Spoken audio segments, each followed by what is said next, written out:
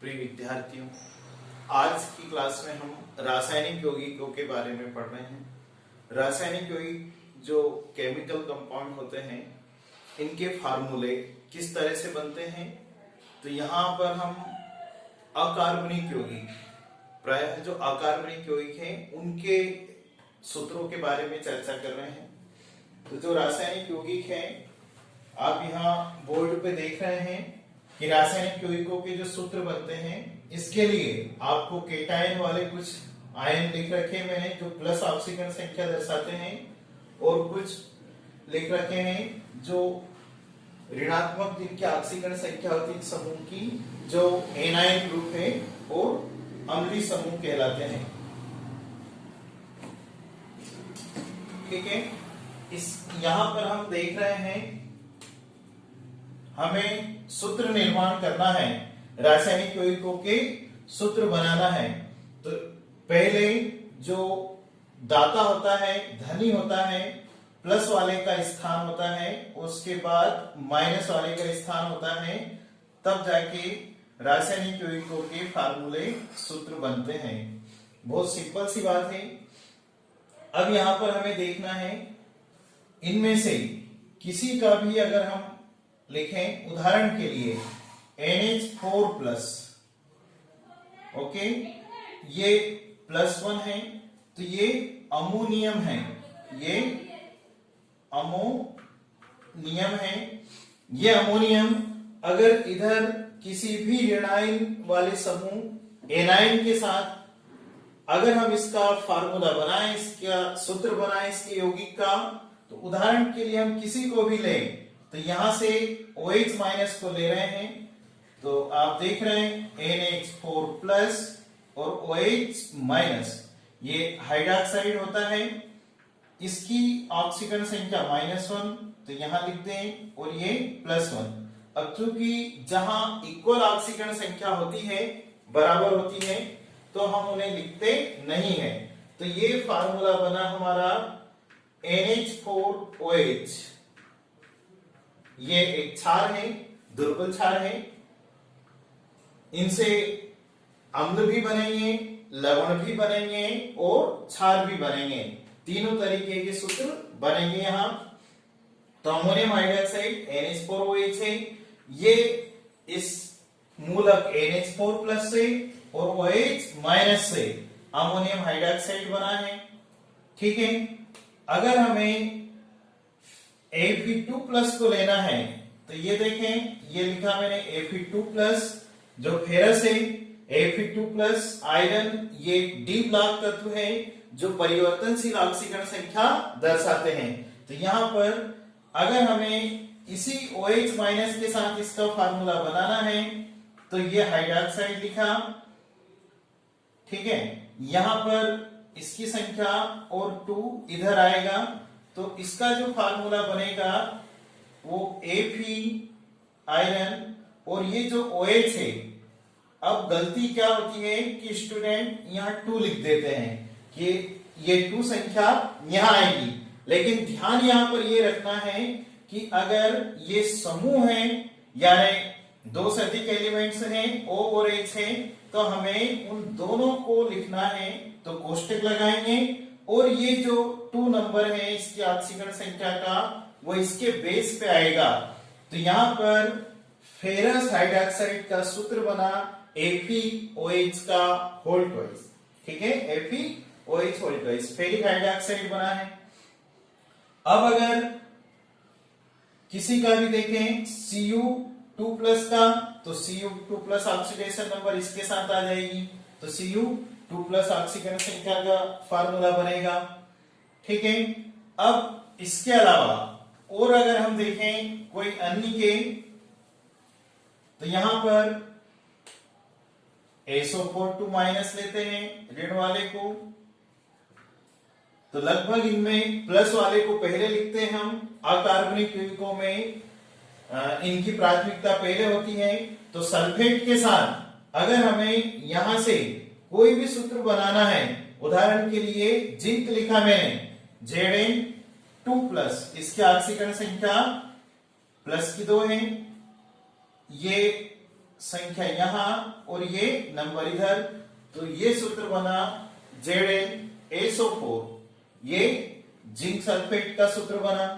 अगर आपको lead sulphate बनाना है तो यहां से लिखा मैंने Pb2 प्लस, इसकी ऑक्सीकरण संख्या प्लस की 2 है, यहां से वही SO4 2 माइनस है। तो ये चूंकि दोनों की ऑक्सीकरण संख्या प्लस माइनस ये बराबर है, तो हमें ये ध्यान रखना है कि यौगिकों में ऑक्सीकरण संख्या शून्य होना चाहिए, जितने प्लस उतने माइनस। अब चूंकि यहाँ पर भी 2 नंबर है तो इनको हम नहीं लिखेंगे, बराबर होने पर 1 1 होते हैं उनको भी नहीं लिखते हैं, 2 2 होंगे उनको भी नहीं लिखेंगे। हाँ, डिफरेंस होंगे 2 और 3 तो उनको लिखेंगे, 1 और 2 है तो वो नंबर भी आएगा। तो यहाँ 2 होने से ये सूत्र बना PbSO4 लेड सल्फेट बना। इसके अलावा आप SO4 के साथ मान लो आपको एल्यूमिनियम सल्फेट का सूत्र बनाना है, तो एल्यूमिनियम लिखा, एल्यूमिनियम की ऑक्सीकरण संख्या प्लस की 3 होती है, इसके वैलेंस शेल में 3 इलेक्ट्रॉन होते हैं संयोजकता कोष में, एल्यूमिनियम उन 3 इलेक्ट्रॉनों को त्याग कर +3 ऑक्सीकरण संख्या दर्शाता है और इसका अष्टक पूर्ण होगा। यहाँ पर तो इसके कारण +3 ऑक्सीकरण संख्या है और SO4 की -2 ऑक्सीडेशन नंबर है। अब यहाँ पर इनके संख्या का हम ये क्रिस क्रॉस मेथड भी कहते हैं। तो यहाँ पर ये 2 जो है वो यहाँ लिखेंगे इसके बेस पे एल्यूमिनियम के, तो आप देख रहे हैं Al2 हुआ, और ये जो SO4 है तो यहाँ एल्यूमिनियम की जो ऑक्सीकरण संख्या +3 है, ये एरो बता रहा है कि आपको 3 यहाँ लिखना है, पर फिर यहाँ ध्यान देने की बात है कि SO4 को हम कोष्टक में बंद करेंगे क्योंकि यहाँ सल्फर और ऑक्सीजन 2 तत्व है, अगर 2 से ज्यादा है या 2 है तो उन्हें कोष्टक में ही लिखा जाएगा। तो SO4 और यहाँ के नंबर जो 3 हैं वो यहाँ पर आएंगे। तो आप देख पा रहे हैं कि एल्यूमिनियम सल्फेट का हमने बहुत आसानी से सूत्र लिख दिया है जो इस मेथड द्वारा कि एल्यूमिनियम पर +3 ऑक्सीडेशन और SO4 पर 2 माइनस, ये ध्यान रखना है आपको। तो ये बना एल्यूमिनियम सल्फेट। अब देखें इसकी ऑक्सीकरण संख्या 0 हुई है, तो यहाँ पर +3 है, तो 3 दूना 6, 2 एल्यूमिनियम हो गए तो प्लस की 6 हो गई।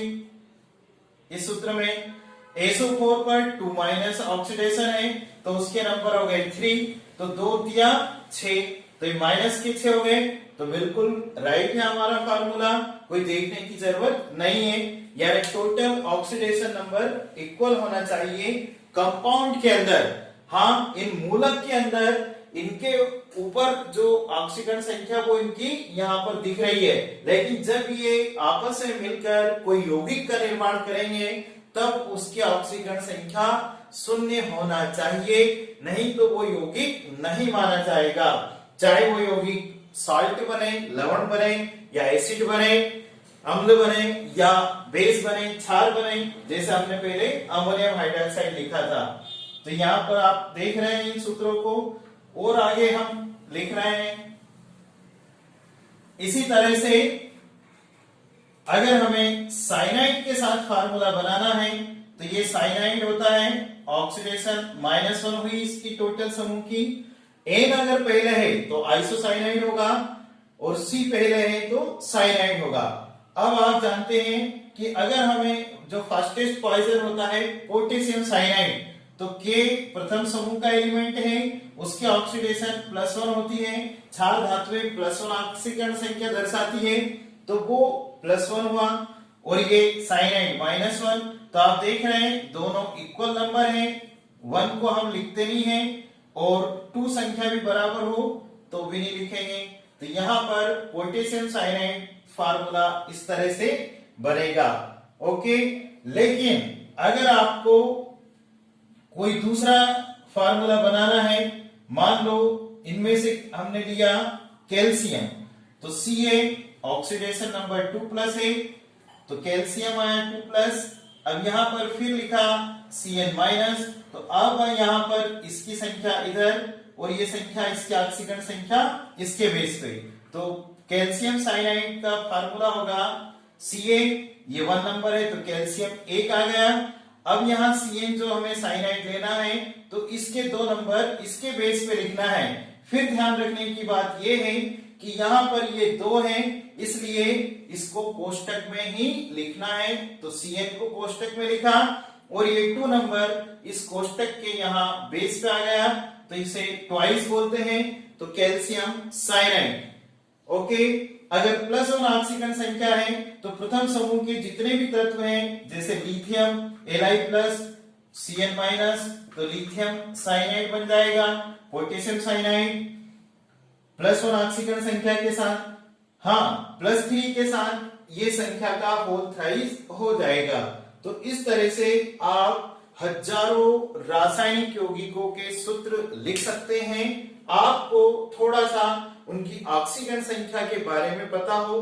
ध्यान ये रखना है कि जनरली सूत्र लिखते समय, मोस्टली सूत्र लिखते समय प्रायः धन वाले का स्थान पहले रखा जाता है, दाता का स्थान पहले होता है, इसलिए हम उन्हें पहले लिखते हैं। हाँ, जो कुछ कार्बनिक यौगिक होते हैं जैसे सोडियम एसीटेट है यहां पर, तो कार्बनिक समूह के फार्मूले हैं तो CH3COO- होता है इस पर, और सोडियम एसीटेट है तो Na को इधर लिखते हैं। तो वहां जरूर हम देख रहे हैं कि जो दाता परमाणु है वो ऋणी के बाद में आता है कार्बनिक कंपाउंड में, बट इनऑर्गेनिक कंपाउंड जो अकार्बनिक कंपाउंड होते हैं उनमें प्लस वाले का स्थान पहले होता है। ये थोड़ा आपको ध्यान रखना है। तो इसके आधार पर आप यहाँ बहुत कम लिखे हैं मैंने, इनसे ही कई सूत्र 400-500 सूत्र तो आप इनसे ही बना सकते हैं रासायनिक यौगिकों के, जो हमारे दैनिक जीवन में, हमारी प्रयोगशालाओं में, उद्योगों में, कृषि रसायनों में कई जगह महत्वपूर्ण यौगिक होते हैं। ओके, अब यहाँ ध्यान दें, अगर हमें ऑक्सीजन के साथ लिखना है, या हम पहले देख रहे हैं ये PO4 3- फास्फेट। ओके, अगर हमें एल्यूमिनियम फास्फेट का सूत्र बनाना है तो अभी देखा एल्यूमिनियम की ऑक्सीकरण संख्या +3, ये PO4 समूह पर भी 3- है, तो ये नंबर यहां लिखेंगे। तो ये जो एल्यूमिनियम फास्फेट का सूत्र बनेगा, क्योंकि दोनों के ऑक्सीडेशन नंबर इक्वल है तो समान संख्याओं को हम नहीं लिखेंगे। इतना अगर हम ध्यान रखें तो हमारा सूत्र सही है।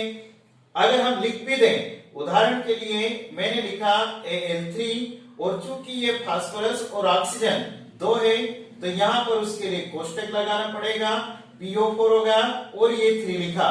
तो होता क्या है कि रेशियो इक्वल है, इनका अनुपात बराबर है, तो बराबर अनुपात के लिए हम इन संख्याओं को नहीं लिखेंगे, वो अपने आप में 1 है तो Al हो जाएगा एल्यूमिनियम, और PO4 का 3 भी नहीं लिखेंगे इक्वल ऑक्सीडेशन नंबर होने पर, तो एल्यूमिनियम फास्फेट AlPO4 होगा। तो यहां आप चाहे तो कोष्टक भी न लगाएं, तब भी ये सूत्र अगर देखें हम तो एल्यूमिनियम फास्फेट AlPO4। ओके, अगर हम दूसरे फास्फेट की देखें PO4 3- तो यहां से हम किसी एक प्लस वाले को लिखें, उदाहरण के लिए सोडियम को लें तो Na, तो Na पर +1, Na के ऑक्सीडेशन नंबर, अब आप देख रहे हैं ये +1 है तो ये नंबर यहां आएगा और ये 3 नंबर यहां आएगा। तो आपको ध्यान रखने की बात ये है कि ये 3 नंबर Na के पास इसके बेस पे लिखेंगे तो Na3 हुआ, और PO4 ये यहां पर 1 है इसके ऑक्सीडेशन, तो PO4 में हमें कोष्टक लगाने की भी जरूरत नहीं है, तो Na3PO4 ये हुआ सोडियम के साथ इसका फार्मूला। अब कुछ स्टूडेंट समझते हैं, अब यहां और सूत्र देखें, क्या हमारा सूत्र MgO सही है या Mg2O सही है, ठीक है, या क्या सूत्र MgO2 होगा।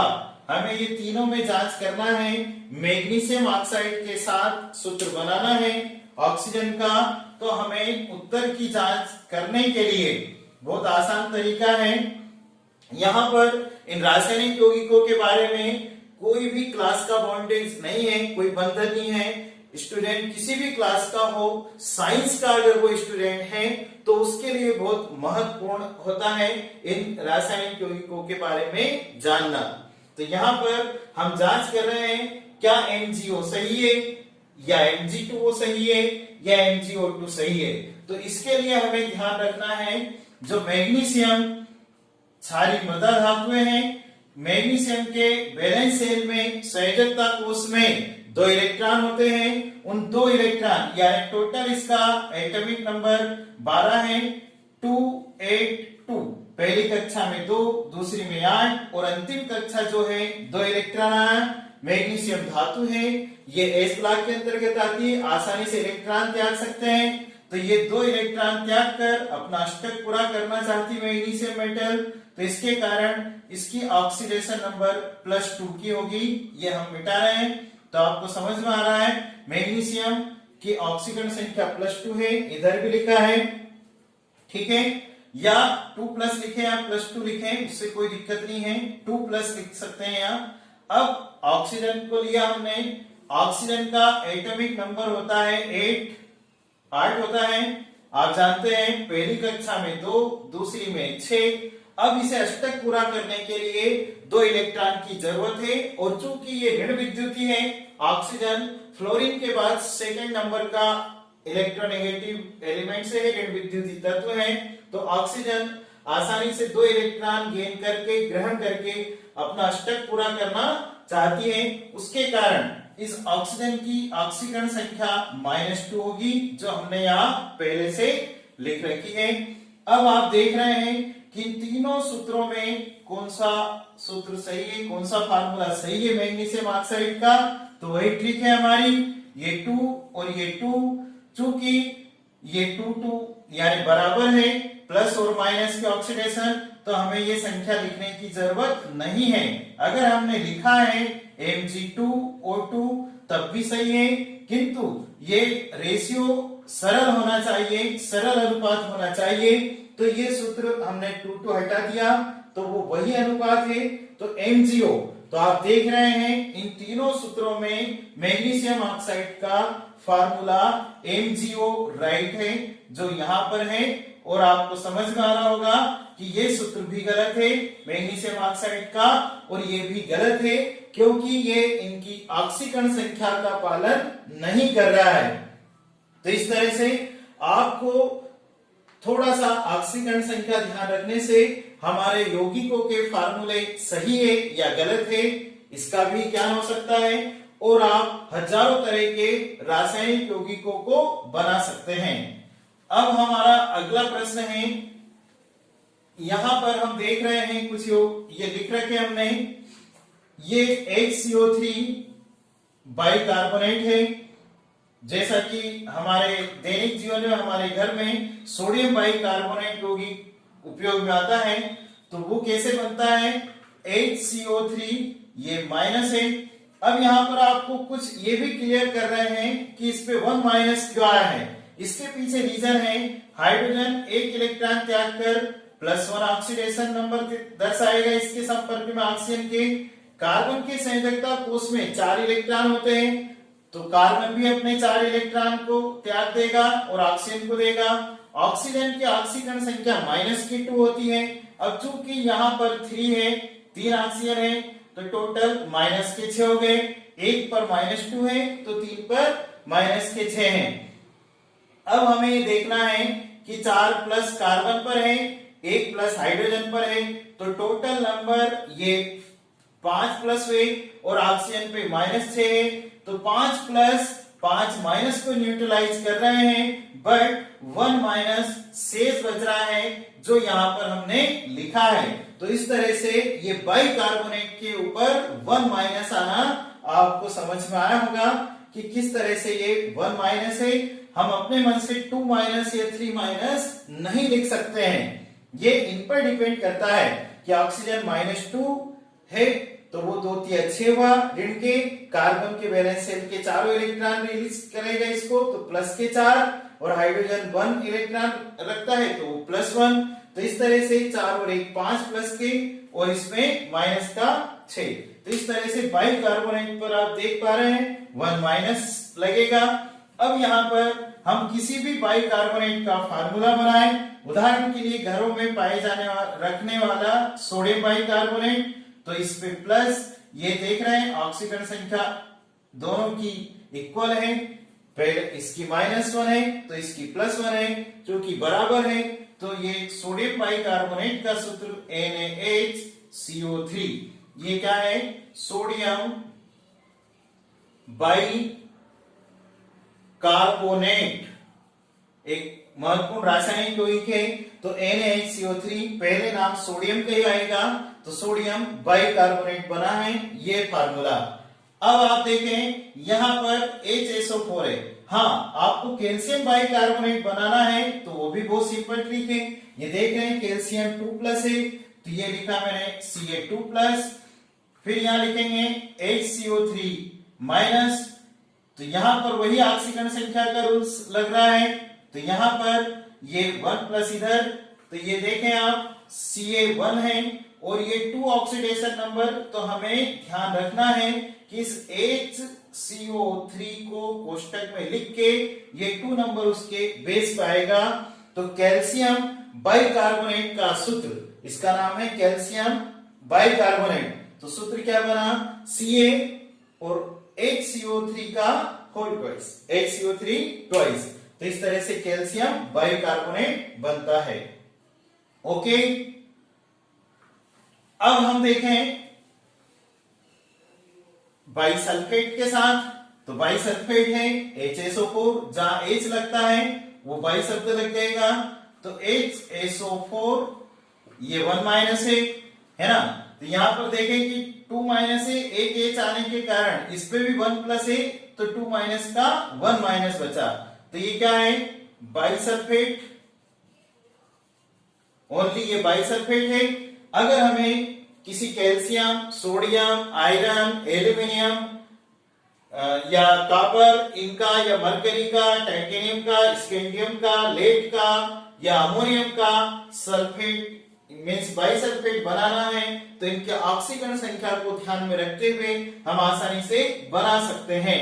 उदाहरण के लिए अगर हमें फार्मूला बनाना है, कोई कहे हमसे कि अमोनियम बाइसल्फेट का फार्मूला लिखना है, तो अमोनियम यहां देख रहे हैं NH4+ है, तो ये NH4 इसके ऊपर प्लस और HSO4 पर माइनस, तो इनसे वही रूल से, चूंकि दोनों इक्वल है, प्लस और माइनस बराबर है,